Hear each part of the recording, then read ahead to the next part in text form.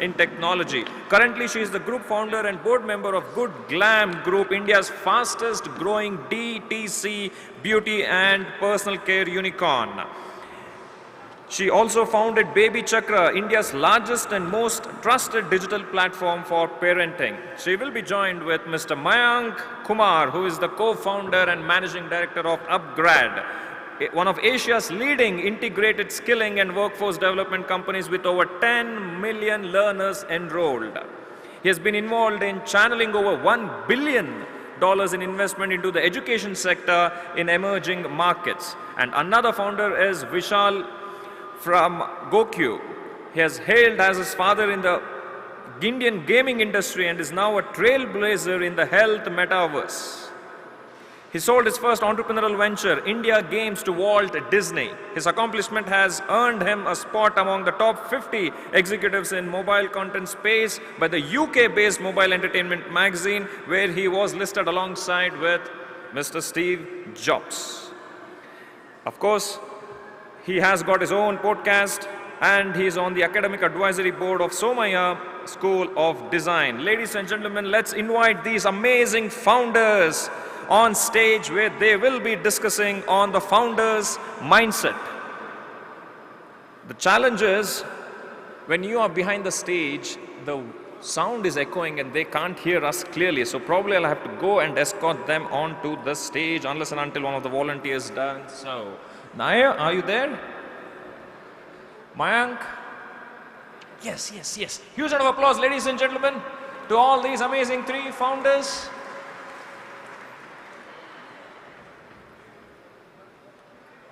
Naiyya, Saggi, Mr. Mayank, Kumar, Vishal, Gondal. Hi, what a pleasure this is. We've all been chatting backstage, and we're going to take some of that backstage chatter actually on main stage here. That's what founders do after all. I'm going to quickly introduce, the three of us. We're actually friends first, entrepreneurs second, and also members of the governing council of the Tech Entrepreneurs Association of Mumbai. So Vishal, Mayank and I and the other GC members have been talking at length offline on the future of technology, the future of entrepreneurship, and what incredible opportunities await us. But before that, I'd love for Vishal and Mayank also to give a quick intro to themselves and the work that they're up to. Hi, my name is Mayank. I'm the co-founder of Upgrad. I've been running Upgrad for the last 10 years. It's all in the higher education online skilling area. It's a pleasure to be here today with two close friends to talk about the Founders Playbook. I think there's a point of calling it the Founders Playbook, but personally I don't believe there's any playbook that's available. It's just shared experiences. Hopefully we can share something with you guys which could be useful for anybody who's looking at starting up or being a founder. Hi, I'm Vishal. I've been in the world of startups for actually over 25 years. Started my first company when I was 16, and since then I'm dabbling in the world of healthcare, gaming, AI, and everything fun. But one fun thing I heard, we had a similar event in Mumbai. The crowd was a lot more cheerful and making some noise. So I don't know why Bangalore is out of energy. So can we all make some noise, guys? Bangalore. 16, no energy. 16 no plus energy. 25 is 41. No energy. Right? You started at 16 years. You have been there for 25 years. It's 41. Actually, yeah, little more than 25 actually. Then if you take that, so. Yeah, I was like, well, good. It's getting out of the age right. 30 years, sorry. 30. And I'm Naiyya Saggi. I'm on to my third venture now, but my first venture was a company called Baby Chakra, which was a maternal and child health platform. We grew to 25 million mothers, 10,000 doctors. My second venture was a beauty and personal care unicorn called the Good Glam Group, and which has also launched internationally, and now we're building out something interesting going forward. But let's sort of dive into it, right? Mayank and Vishal, the format of this conversation is literally that, right? I'm going to be asking a bunch of questions, you're going to be asking a bunch of questions, right, to each other. So we discuss this a lot. How has the startup ecosystem really changed over the last many years that we've been building? Like, what do you think are like the 2 or 3 key things that stand out for you both? So startup, a few years back, startup was something which was a very small phenomenon and it was a bunch of outliers doing it.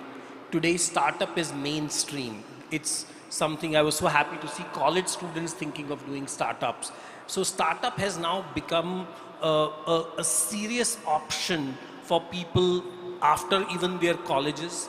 Similarly, the other big trend which I am seeing is the availability of capital. One of the reasons people were not doing the startups or not doing the kind of risk was the lack of capital, and largely the capital was coming from abroad. We now have so much of capital domestically that any idea which is good can have the backing. And the third thing which has also become very interesting, that globally China is something which everybody is wanting to somehow augment itself. So whether it is manufacturing, whether it is AI, whether it is technology, India has become the partner or the right natural choice for anybody to invest in, because China is something which is kind of isolated itself. So it's a very unique opportunity for starting up. So I think that's really what's really one of the main trends. I don't know what you think, Mayank. Yeah, I agree to all the points that you mentioned. Maybe just a couple of points to add more beyond that. So I was just looking at the demographic data, and I realized that, look, India's average age is 30 right now. China's average age was 30 in 1990s. US was 30s in 1980s. Germany was 30s in 1970. And I think all the golden era began when they were all at 30s at that point of time. So I think there's a massive tailwind. From an ecosystem perspective today, the demographic level at which we are gives a huge opportunity for all the founders to look at building something, because the talent pool is big and there's a consumption pool which is big. That's one, macro trend that I see which will create massive opportunities, along with the capital that you spoke about, Vishal. I think the second thing I'm seeing now, which is now, let's say, quote unquote, startup ecosystem is maybe 30 years, 25 years, or 20 years old. Now today, founders are not chasing disruption for disruption's sake. I think founders are looking at solving deep-rooted systemic problems which are existing in the world, and therefore they are solving real problems rather than just trying to disrupt. So I think today I don't hear founders coming and saying, I'm trying to disrupt an industry. They are saying, look, I'm going to be in this industry, I'm going to be differentiated, I'm going to build something unique. So I think that fad of quote unquote abusing, misusing the words disruption has been changed.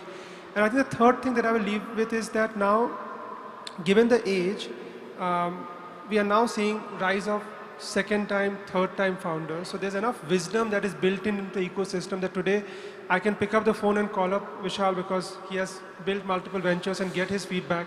You can call up folks who have built businesses for last 8-10 years. I guess when you started up, you could not call up too many people at that point of time. So I think the mentor ecosystem has also evolved quite aggressively in the process overall. And I could relate more to calling up Vishal. When I moved back from Boston, there were a couple of people I met, and Vishal was one of them as well. So everybody please meet Vishal. But here's how I also look at it. So just last weekend, we were in Goa and we were doing a McKinsey founders retreat. So basically all the alumni from McKinsey who become entrepreneurs, and we put it together just to kind of, we did this last time 5 years back, and we did it again this time around. And I just want to call that out because so interesting. So the last time we done it 5 years back, we were talking about building consumer brands for India. We were talking about SaaS. We were talking about growth at all costs. We were talking about fundraising. This time we were talking about things like building brands for the world, building manufacturing excellence, automation, robotics, generative AI products, thinking about sustainability, thinking about the entire narrative of growth with profitability. Very, very different conversations. And I think that, to everybody's point here, actually goes to show the maturity of the Indian startup ecosystem, really, and the ambition as well. On that note, AI clearly is the big opportunity. So what do you think, Naiyya? What is the role of AI, and are there any specific areas where you see the most promise, both you and Mayank? So I'll go first quickly, and then, I know we have a lot of questions to run through, so I'll be quick. So, I think AI is, and Sequoia said this beautifully, right, is as foundational a technology as electricity, right? So we are in a paradigm where we're kind of just, it's interesting, it's a nice shiny toy, and it's kind of integrating into our lives very, very rapidly. And I think there'll be a time that before we know it, we'll be like, what was life? It was a dark ages before AI was a part of it, right? So what does that mean? One is that I think, and I'll give you two pieces to this, right? One is in terms of how we rethink our teams, how we rethink our customers, how we rethink our communities. And I just shared this with LinkedIn the other day. I really think that we're leapfrogging to a part where, agentic personas will actually be part of our teams, are already part of our teams in many cases. In fact, my team has built out a perplexity bot, which we kind of integrate into our team meetings, otter.ai, I think everybody's familiar with, right? So it's already, but even more humanized personas, right? You're problem solving with them, you're brainstorming, you're creatively designing with them. So I think they will become part of our care communities, they will become part of our work communities, they'll become part of our life communities. That's one. And number two, I think there is a space where hardware and AI, right? That, there have been three different tracks normally. Hardware on its own track, software and sensors on its own track, and intelligence on its own track, right? But I think we're finally seeing a very interesting intersection where companies and products can be made, where these intersections are actually real, right? That hardware and intelligence actually intersect very, very intuitively and very organically to create a very different way to improve your lives. So I think that's the future as I see of AI, and I think that's really where it plays. I completely agree. The only one point I mentioned is now it's no longer a buzzword. It used to be a buzzword maybe 3 months back or 2 months back or whatever it is. I mean, I think it's no longer a buzzword, and I think every industry and every ecosystem will start having AI as a layer across various functions. I personally feel that we will see a lot more productivity gains to start with. There is going to be a massive amount of productivity, which will be the initial take. And we'll see a lot of new companies coming and solving for certain consumer or enterprise problem, leveraging AI. So I feel people will build startups of AI for parenting. People will build platforms for AI for, parenting using AI, or sort of maybe longevity using AI, health, leveraging AI. I think there's a huge potential in education, the sector that I belong to, where AI can fundamentally bring down the cost of education drastically. I'm learning language today, and I'm basically practicing all on the bot. My agentic practice is all bot. I don't have to call up a teacher. So I think productivity and cost reduction will be a very huge trend that AI will bring in. And I guess that's one play where a lot of founders will build unique opportunities.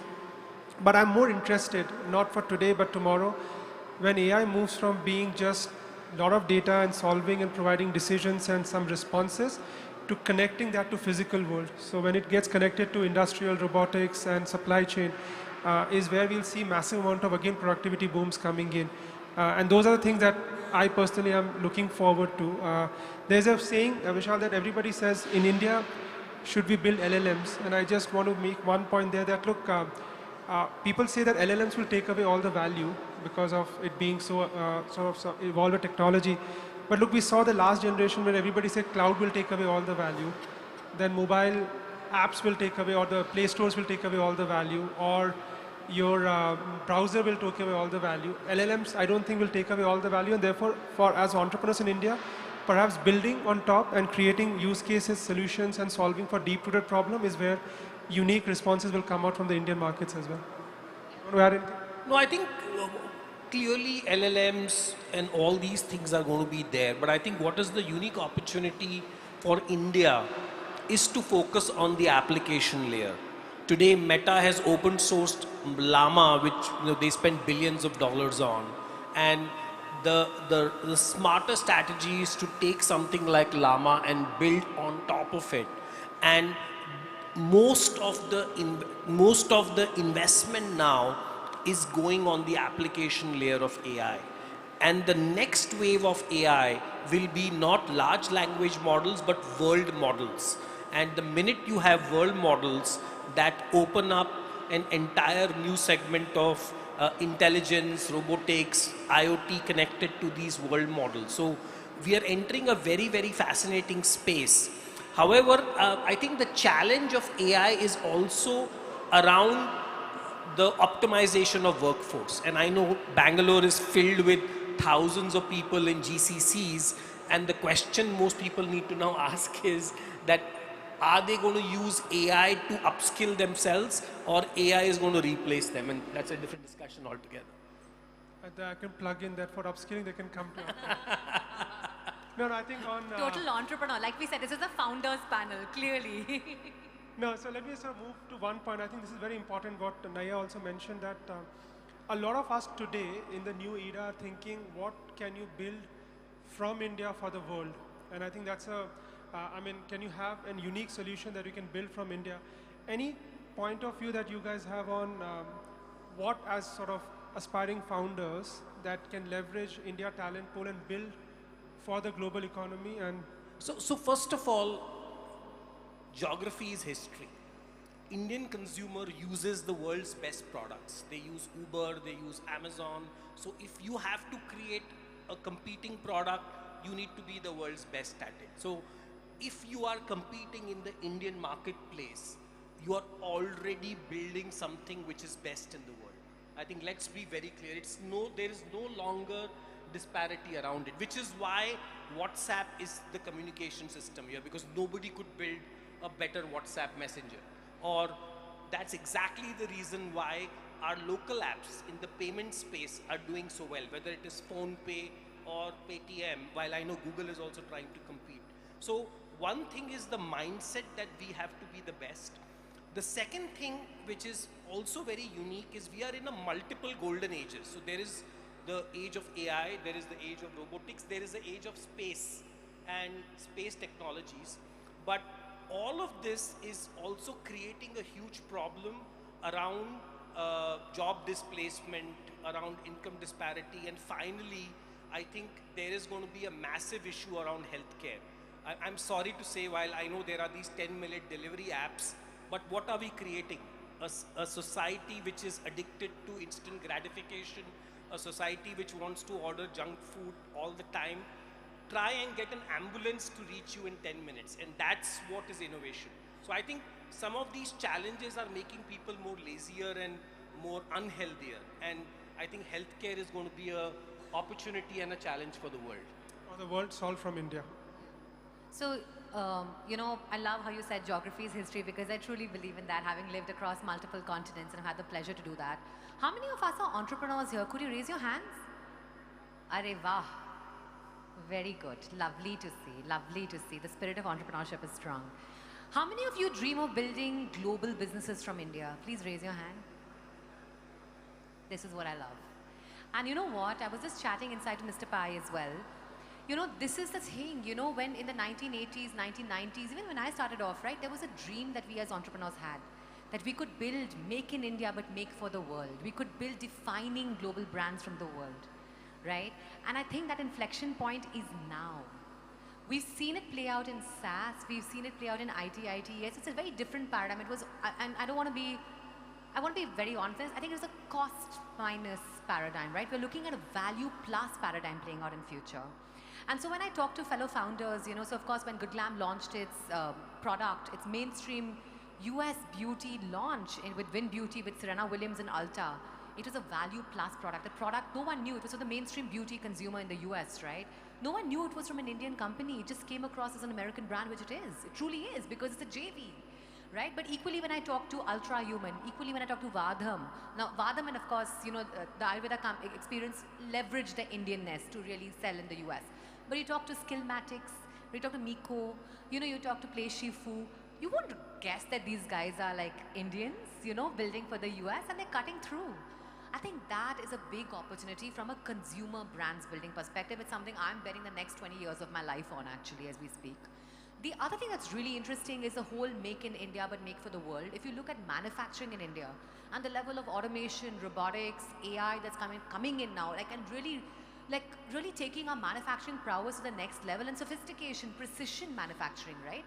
I think that's a next big, and it's not just about us developing capabilities, it's also winds of change, the geopolitical arena that's kind of set India up ripe to play in manufacturing and to win in manufacturing. That's my bet.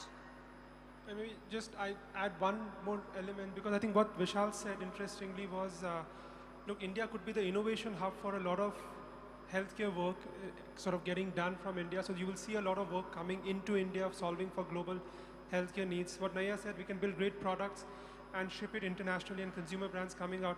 I'll maybe just touch upon, because we are in Bangalore, and I think we need to talk about talent and people, because Bangalore has built the IT services industries for the global world. I'll just give you one statistic which is relevant for all of us to know. So India has about 35 million Indians living outside the country, which means that Indians living abroad would be maybe 20th or 30th largest country in the world. That's the space of people out there. That talent of 35 million is sending about $125 billion worth of remittance into the country. That is, our oil import bill is about $150 billion.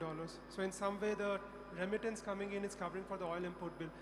I also feel that going forward, given the demographic arbitrage, you will see a lot many more platforms that will come in solving for global talent solutions coming from India. So it's not just that outsource work will happen, the talent mobility to sort of external markets will also evolve, and you will see unique models coming in because we have the youngest population, we have one of the most skilled population. It's about finding the right play. And as entrepreneur, I think one of the things that we need to be very smart about is to identify any sort of policy or economic arbitrage in order for us to play in the market. And there are enough plays that you will see where I think we will see interesting, innovative companies emerging and solving for global problems coming and sitting out of India. No, well said, absolutely well said. And that actually leads me to our next question together, right? And we've talked about this ad nauseum. But the future of work. The future of work. How we build, how we thrive as teams. What do our teams do? What do our people do? What do we do? Are we going to be obsolete? What does the future look like?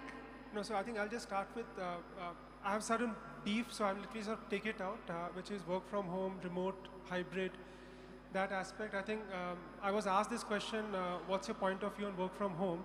I think I jokingly said that you have Saturdays and Sundays to work from home. So you can all work from home. I personally believe, I think the world in terms of innovation will require a lot more cross work, and therefore on your point of future of work, I'll take up one aspect, which is work from where.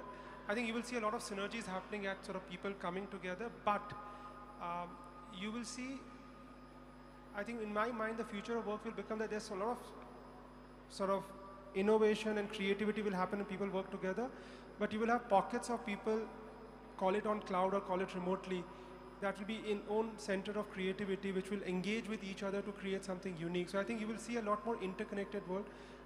We will not see a large center in one place, but a multitude of centers with different kind of skill sets. I think we're just talking internally when Mr. Pai said that, look, every city has got its own advantage and strengths.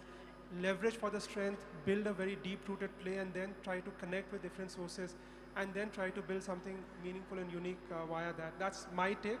But I think human innovation, human creativity will still continue to be there. I think the same question was asked, Naiyya, when we invented cars, when we invented electricity, when we invented washing machine, what will humans do? But I think we find some innovative ways of doing things, but creativity at one location and then sort of integrated via various platforms. So, you know, I've been spending a lot of time with scientists and developers across the world figuring out exactly this question, that what is the future of work. And one thing I've realized is that in the future, we talk about work-life balance all the time. So I believe that there will be only life.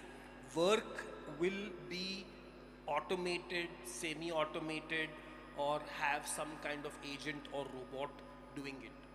We are expecting 1 billion robots to join the workforce in the next 3 years. And by 2030, 2040, 6.5 billion robots. And if you see the latest projections, they're talking of 11 billion robots. More than the human population is expected to be joining the workforce. Tesla is launching, every Chinese company is launching. So if that happens, today a lot of tasks which are repetitive will be taken away by an AI. A lot of tasks which required creativity also, whether it was copywriting or designing, a lot of that. I'm not saying you will still require some amount of creativity, but then you will require a blockchain to confirm that this was done by human and not by a bot. And what I really think is people will have to find purpose of life, because today purpose is work. You all come every Monday and go back. And if Mr. Narayan Murthy is right, I assume you all work 90 hours a week. But that is not going to happen. So what do you do in those 90 hours is the question. And this is going to lead to a society which will figure that out and have a life. And it will lead to a society which will not figure that out and will have mental health challenges, drug abuse, and we are going to see a very dystopian world at both sides. Of course, I may be totally wrong, but one business idea which I can give people over here is, I think there will be mock offices. So to experience work, people will pay money and go to a fake office where you will sit and somebody will come and say, please do this work, and fake do everything, because there will be no offices. So there is a business idea to create these fake offices and charge people to come there and have fun. I mean, trust Vishal to come up with these business ideas, no? I mean, that's won't exactly you like it. to It's come? amazing. I mean, won't you He like to deserves a come to clap this for that. office when there is no office? Everybody is AI. Like, you'd like to experience that. What is an office? I'm really hoping we're able to give you a peek behind. You need the like, how toxic we work had- environment somehow, right? Somebody come and abuse you as your boss. My God, I don't want to work at Goki, Vishal. No, this is the work environment people will want I'm as a kidding. practice. Yeah, no, I'm kidding. I think it kind of, but you know, I think it's a really interesting. Though I asked the question myself, I think it's a really interesting perspective to bring to bear, right? Because you know the world is changing so quickly. You know, I mean, Revolut, right? It's a completely remote company. I think it's what 60 billion or some 80 billion dollars worth. Today, it facilitates so many like billions of transactions, right? I mean, we're talking about a very different paradigm. We're talking about a living, like literally entering an intelligence age. Where I think what Mayank and Vishal said is so beautiful, right? You can actually hire AI employees now. We're already kind of, So you can actually hire an AI employee, paid salary, and it does work for you. It does work for me. But I think the other piece to this is very interesting, right? So what does it mean for us humans? Or what does it mean to be human? Right? It goes back to a very clear distillation of what makes us human, and that's two things. Each of us is distinct, unique. We have our own strengths. Some of us are more creative, some of us are more, focused on problem solving, some of us are great with people. I think it goes back to a reckoning where there should be a lot more personalized pedagogy, education. This whole classroom structure where there are 40 of us sitting is an industrial era paradigm where there was discipline, where there was, trying to get everybody aligned mentally and physically in that march past and all. Very, very different paradigm. How do we reimagine our education, our pedagogy for this new intelligence paradigm? I think it's a burning platform. Burning platform. And the second thing I think that's really important is it goes back to our communication skills. How we interact with a world that is as dynamic, as accelerated, and as, both human as well as agentic in nature, right? And that's the future forward. It goes back to saying, are you as a human able to communicate effectively with both device and human so as to bring your unique path and your unique journey through? So a little bit amorphous, but I want to leave us with these thoughts because I cannot think about a more burning platform than where we are today and the level of social engineering, educational re-engineering, and human engineering we require to do.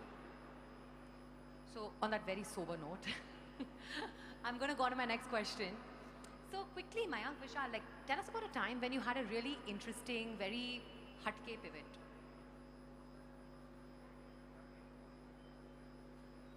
I think it's been a constant pivoting throughout. I genuinely feel that I can't make one moment and say this was a very interesting pivot because I'm not a big believer of product market fit. I'm not a big believer of pivot as a word because I think constantly you have to improve your product, constantly you have to pivot to try out this thing. I feel that pivoting is it's perhaps a glorified word for rethinking and being agile. And I guess as an entrepreneur, we have to be constantly being agile. But I think we did a lot of these steps. We started by saying that we will perhaps not do much of enterprise and we'll just focus on consumer. And then we started enterprise business because that was an important part of it. So for me, I think pivot has been more a better word to call yourself being agile. And we have constantly done it in an ongoing basis. And I think today also when people ask me that, when was the first time you met your product market fit? I said, I've still not figured out my product market fit because it's a constant journey. And I think that's a philosophy and that's a mantra that at least I have built products over a period of time. So I think, if you are in the world of, if you are in water skiing or, if you are in surfing, you have to ride the wave. Only then you can surf. And you can't be just riding one wave. So I think for me, pivoting is as an entrepreneur to keep seeing what is the next wave and how do you make yourself relevant to that wave. Because a lot of times you can be behind even though you are the best surfer, but if you don't have the wave, you are not on the top. So when we started, the wave was around IoT and devices. So Goki was all about IoT and devices, but we soon realized that devices are getting commoditized. Every Chinese company is giving for, you know, very, very minimal, and the incremental effort to do that was not that great. So we then kind of started pivoting, if you say, but we then rode the next wave of data, and we, if you call it the Internet of Health wave, and there was a whole discussion around it, and during COVID, that discussion became even higher. So we had remote monitoring, all kinds of sensors were deployed, because that was the time you had to ride that wave. Then came the third wave of blockchain, and we were the first to take our data, partnered with some of the best players, and tokenize it. In fact, we'll be launching our token for folks who are interested. It's called UHT, Universal Health Token, which is for the first time becoming what we call proof of health. And thanks to Donald Trump, who's back, we are seeing Bitcoin hitting $100,000. So that is the next wave from the Web3 perspective. And now we are riding the AI wave with implementing a solution which we just launched called NutriGenius. Take a picture, 90% it will detect what food it is, what calories it is. Thank you very much to all the calorie counting startups. They're dead on arrival, because now you can do that at a split of a second. So you have to keep riding waves, and something will work, but something won't work, but be on.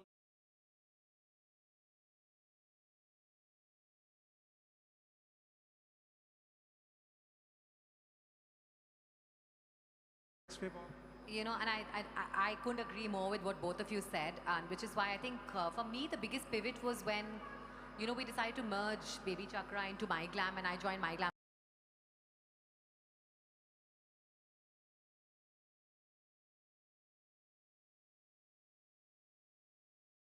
On what made you do this? It's a very big shift for an entrepreneur to do.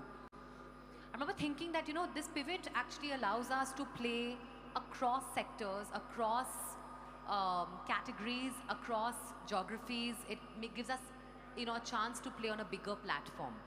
So, you know, sometimes you make pivots for trends, but sometimes you make pivots for scale as well. And you take interesting and difficult choices. But those pivots, I think, you know, you look back and you're like, I'm glad I made that pivot. I'm glad I made that choice. Yeah. Keep riding the waves. So what are the three sectors you would back today? You know, you are looking at new startups. I know you are already, you know, there was a story around your next move, but you would have looked at a number of spaces before you zeroed onto it. And again, Mayank, I know while you are still at upgrad, you are also thinking something entrepreneurial. So, you know, both of you are on that interesting journey. So my three are education, education, education.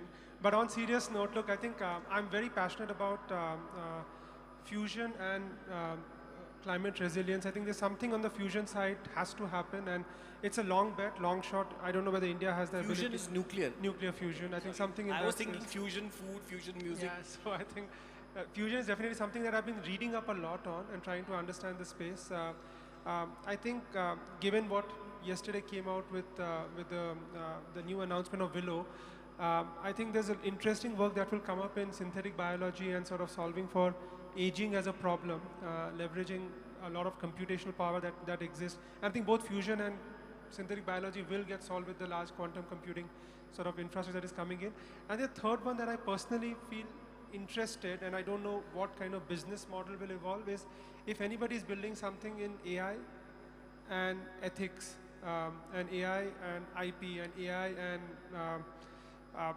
whatever intellectual property, etc. That space, I don't know what the intersection of the space will create as business model, but I think given the way content and everything is getting created, there's something innovative that will happen in this space. Naiyya, what about you? No, I love what Mayank said, and I think we've been discussing the fusion piece as well, not the Khana Ka fusion, the nuclear fusion piece as well separately a lot. You know, I'll tell you, I'll give you 4, Vishal. Chalo. So the first is actually, I would back sectors and companies that are building brands for the world from India. I would back companies that are really relooking manufacturing in India across specific categories. I would back something in sustainability, specifically in solar, but also like interested in fusion. But I think it's I don't know whether I put my money in it because I think the technology is a little tricky there. And I think the fourth thing I'd look at is probably in education, right? Again, like I said, I think it's a burning platform, and reimagining education, it needs to be done with a completely new lens. If it's not on the new lens, then we are back to the industrial era, the Stone Ages, and that's not really going to get us very far. So, I mean, when I look at these businesses, I look at them either as painkillers, that there is a pain point you've identified and you're looking to solve it. And I'm not normally interested in working on those companies because there is a known problem, there is a known solution, and you know, mostly you are in the known territory if you're building a painkiller. I like to go to the wicked problems, which the problem is unknown and the solutions are unknown. And that is where true innovation happens, and that is where the disruption happens. So if you have an idea where people are calling you stupid, there is a high chance that I will back that idea, because good ideas are bordering around stupidity and genius. So yeah, we should talk about the stupid idea, because that has been my life. When I started India Games in 1996, nobody believed gaming. In 2014, we just celebrated our 10th year of Boki, by the way, yesterday. And you know, when we said that there will be devices and there will be online coaches and everybody will have health data, and people thought we were crazy. And now we are talking about the next generation, where we are not talking about preventive care, but predictive care. So looking at your blood report and basic behavior data, our models can predict by when you will get what disease, or a heart attack, or kidney failure, what we can map out to a very high degree. And then we can tell you these are 10 interventions you can do which can reverse it. So I think just the way how Tesla has invented a full auto drive, there is going to be full auto drive in health as long as you follow the autopilot. I think that's beautiful. And you know, we have 5.5 minutes left, so we're going to be like sharp on these last two questions. So, you know, I come to TGS and I'm blown away by the support I see coming in from the government and from the Karnataka Digital Mission. Back home in Mumbai with team, we see a lot of support coming in from the Maharashtra government. Of course, I've interacted very, very deeply with Startup India and DPIIT. I'm on a couple of committees with DPIIT as well.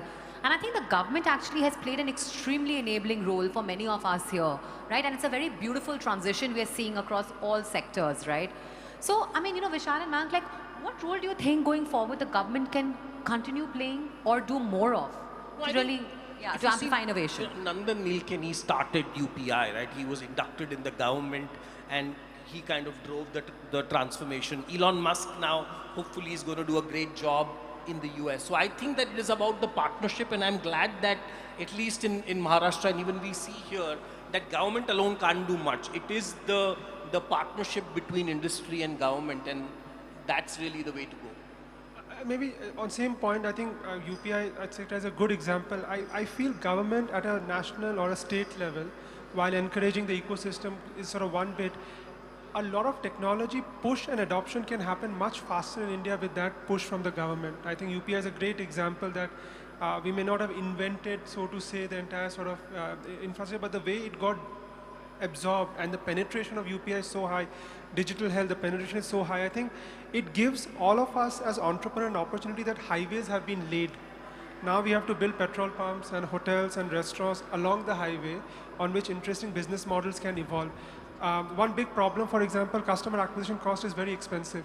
But with eKYC today, you can actually understand the customer much faster using all the digital infrastructure that's been built in. So in my mind, I feel that we are somehow being a beneficiary in today's world. Building a digital startup is very unique because we are building on the highway that the government has already laid down and the infrastructure has already been built. And today, as entrepreneurs, we have to find our own petrol pumps, our own sort of malls and restaurants and hotels along the highway which can monetize the business. And in that context, I think India has a unique advantage that no other country will find this level of penetration of digital infrastructure, payment infrastructure, banking infrastructure. And I think diffusion of technology can happen really fast if the government push is equally there, and entrepreneurs will piggyback and build on top of that. We don't need any support, but I think that You know, I think these are really interesting points, you know. So recently I had the privilege, actually, my life's privilege of being invited by Startup India to address the IES new batch, IPS new batch at the UPSC new batch, essentially at Labasna at the academy, the IS academy, right? Of course, it was a very emotional time for my mother, who's a civil services officer herself. For her, everything else faded in comparison. She's like, my daughter reached where I started my journey. So it was a moment of pride, but a very beautiful moment for me personally. But what message I kind of shared with the probationers was as follows. I said the government has tremendous convening power. Tremendous. If you ask a stakeholder that has legitimacy and convening power, and in some sense the ability to honestly call anybody from anywhere and then they will show up, it's the government. So how do you reimagine the social engineering that we need for entering a paradigm of AI, for entering a paradigm where India needs to be a Viksit Bharat economy by 2047? It's an urgent sort of mission that we're all running to. And what can the government do to convene the right stakeholders? And I think, as Mayank said, be an enabling force of good, right? Be the wind beneath the wings of all the stakeholders who are there and bring them together. So in my head, I think the government is an incredible convening power. And we've seen that, right? In Mumbai, we started TiE, the Tech Entrepreneurs Association of Mumbai, to exactly do this. And we have seen the tremendous support we have got from all stakeholders, including investors, startup, governments itself. And I think that experience is what has actually shown us. And I think even here, the kind of support which we are seeing, you know, with everywhere and all of you here is what kind of creates that momentum. 30 seconds for both of you. Mumbai is one of the cities that has got AI in it. Not many cities have AI in the... Change the name here, you don't know. So I think quick one for you guys, maybe because all of us come from Mumbai and that's something that we have sort of been very passionate about. But given that Mumbai is home to many industries, financial services, entertainment, Bollywood, gaming, health, so on and so forth, what role do you feel, how can the city in itself leverage AI? And if you can just talk about the initiatives that... When you are starved of a resource is when you use something. I think Bangalore and a lot of these cities have abundance of talent. So automatically with Mumbai, where the talent was scarce, people were forced to use AI, and that kind of propelled it. And I think that is the overall theme of Mumbai city, right? We have smaller homes, but bigger hearts, and everybody is hustling, and as we say, the city of dreams. So I think AI is kind of well suiting that environment of hustle. Resource hai nahi to AI use karo. Okay. Exactly. Bigger hearts is right, huh? But no, so please Mumbai aao sab log. But no, I think where it gets really interesting is that, see, you know, and we've discussed this at length, right? So we're just kind of giving you a peek behind what we've already discussed in this particular answer of mine. You know, Mumbai is an ecosystem of so many parts, right? You have media, you have content, you have finance, you have, you know, regulation, like the regulatory authorities, you have manufacturing in the outskirts, you have SaaS, you have gaming, you have beauty and personal care, you have consumer, like, you know, you have media and Bollywood, you have news, you have so many, you have the arts, right? You have so many beautiful microcosms, but at scale of different ecosystems coming together. So I think what really excites us as team, as the governing council at team, and as founders as well, is that how in the application of AI across and the integration of AI across all these microcosms, you're actually seeing a very interesting paradigm where AI is really fueling so many case studies and so many different cases. And that is unique only to a Bombay, right? And I think that's why just double clicking on what Mayank said, right? Mumb.ai, right? Mumbai. You know, that's who we are. That's what we stand for. Perfect. Look, I think... No, I think, I mean, we have just run out of time, but I just want to sort of end by stating that, look, it's been a fascinating conversation. And I think it's so good to see so many sort of known faces when you come here in Bangalore.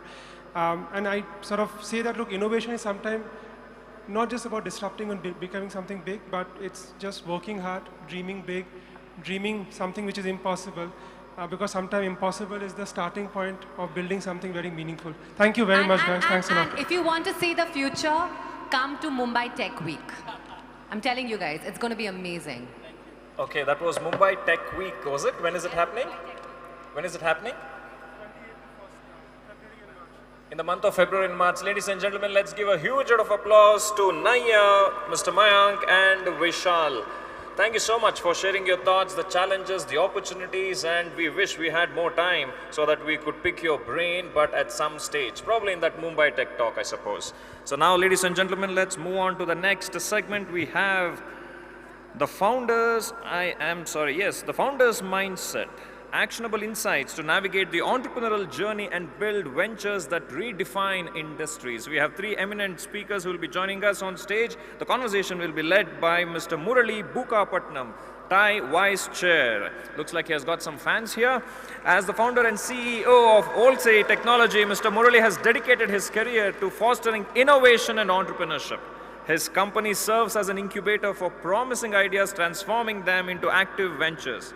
They have launched over 5 ventures between 2017 to 2019. He has invested in 13 startups and has devoted over 800 hours of mentoring young entrepreneurs in Hyderabad.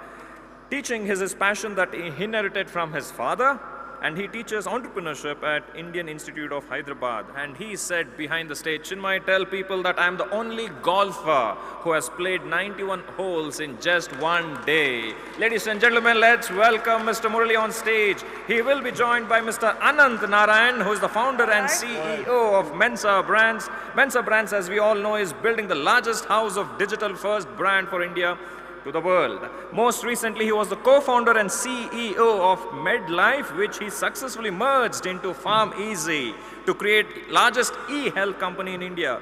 Before that, he was the CEO of Myntra, the country's largest platform, and under his leadership, the company witnessed 6x growth in a span of 3.5 years. Wow! And he was featured as India's hottest 40 under 40 business leaders back in 2014. He's already on stage. Now, let me welcome